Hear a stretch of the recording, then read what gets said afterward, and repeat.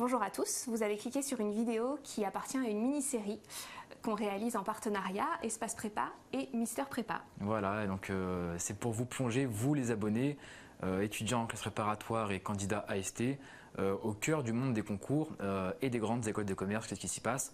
On vous dit ça tout de suite. Bonjour à tous, ici donc Benjamin de Mister Prépa.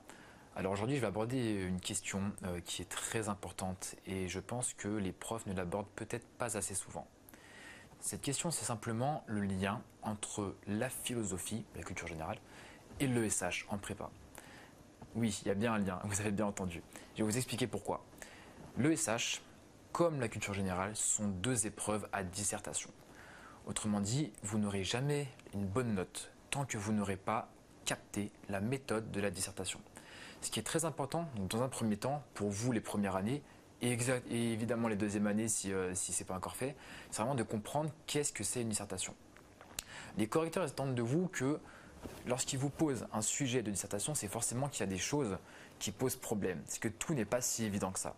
Donc pour vous, ce qu'il faut que vous fassiez déjà, c'est de prendre le sujet, de le recopier et de voir un peu mot par mot de quoi il s'agit. Combiner les mots ensemble, des fois même inverser des fois des mots ensemble pour faire surgir des grandes parties.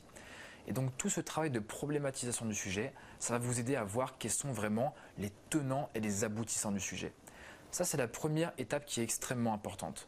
Et une fois que vous avez compris vraiment ce qu'on attend de vous, que ce soit en philo sur le thème de la mémoire, ou que ce soit par exemple en ESH sur un thème comme la mondialisation, là, vous allez être en mesure vraiment d'embrayer en plaçant vos connaissances, donc que ce soit des connaissances d'économie, de philo, ou alors même littéraire pour la culture générale, vous allez placer ces connaissances-là de manière habile. En ESH, comme en philosophie, placer une référence ou un auteur de manière tombée du ciel, c'est pas une bonne idée du tout. Normalement, c'est censé vraiment venir en illustration de votre propos.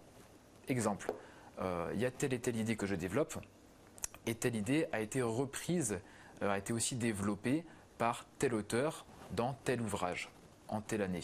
Vous voyez? Donc c'est pour ça que je dis qu'en fait, lorsqu'on se prépare à la méthodologie de la dissertation en philo, on doit passer par le même processus intellectuel en ESH. Et pour moi, c'est une évidence. Et j'aimerais vraiment que vous travailliez dessus et vous allez vous rendre compte que les résultats viennent vraiment de manière quasiment automatique pour celui qui maîtrise la dissertation. Parce que c'est quoi maîtriser la dissertation? C'est savoir ce qu'on attend de vous. Et quelle meilleure manière de réussir, de premièrement savoir ce qu'on attend de vous et deuxièmement d'appliquer ce qu'on attend de vous. Voilà, très bon courage.